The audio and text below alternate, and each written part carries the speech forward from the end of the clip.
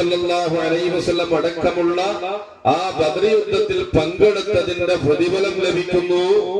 മുത്തുനബിയുടെ മൗലിദ് ശരീഫ് പാരായണം ചെയ്യുന്നതിന് പേരിൽ ഒരു ദിർഹം ചെലവഴിച്ചാൽ.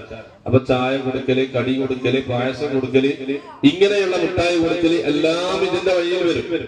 ഇങ്ങനെ ചെലവഴിച്ചു കഴിഞ്ഞാൽ ബദർ യുദ്ധത്തിന് പങ്കെടുത്തതിന്റെ സമാനമായ പ്രതിഫലം ഹുനൈൻ, അതുപോലെ ഹുനൈൻ യുദ്ധത്തിൽ പങ്കെടുത്തതിന്റെ പ്രതിഫലം കൂടി അവർക്ക് നൽകുന്നു.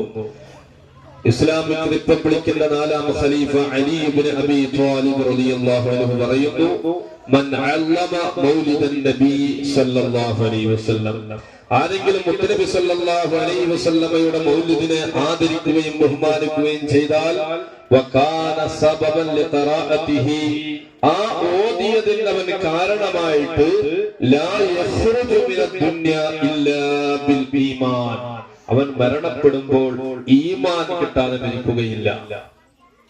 നമ്മളെപ്പോഴും ദുആ ചെയ്യുന്നത് ഈമാൻ കിട്ടി മരിക്കാനാണ്.